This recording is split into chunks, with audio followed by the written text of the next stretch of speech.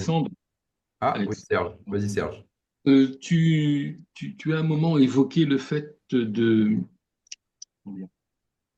pouvoir, enfin, d'avoir accès au crédit BFR et qu'on puisse potentiellement demander à la personne cédante de, de demander le crédit BFR en avance pour, euh, pour préparer notre business, ce qui pourrait beaucoup m'intéresser. En plus, dans l'industrie, c'est évident, j'en aurais bien besoin. Comment tu amènes ça d'un point de vue négociation? Et comment tu peux l'écrire ou enfin l'étaler, si j'ose dire, dans la LOI? Je dis bien étaler parce que comment dire, comme je sais qu'on pourrait l'écrire de diverses façons. Donc, comment potentiellement on peut amener ça, puisque les personnes, notamment dans l'industrie, sont assez short en monnaie et, et rêvent de 100% à la signature. Qu'est-ce qu'on pourrait faire pour accompagner et obtenir cela?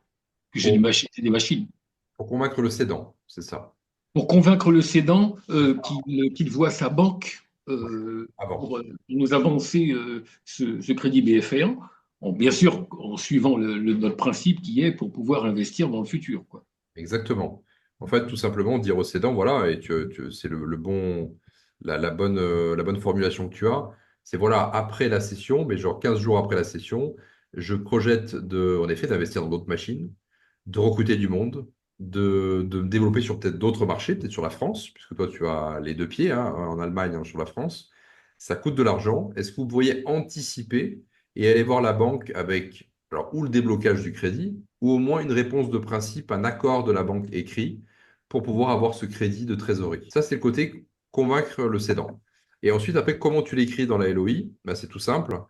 Tu peux dire, par exemple, je sais pas, 100 000 euros le jour de la session, si tu as de la trésorerie excédentaire, et 300 000 euros 60 jours après la session, qui proviendra de ton crédit BFR.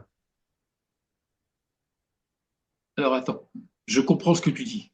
La seule différence, c'est que normalement, ces 300 000 euros, je suis censé, d'après ce que j'aurais dit, je suis censé les garder pour les investir dans l'entreprise. Oui. Mais ça, c'est juste une excuse pour avoir les 300 000 euros. Eh oui, eh oui. Donc, c'est pour ça qu'on parle de crédit BFR non affecté et pas affecté, justement.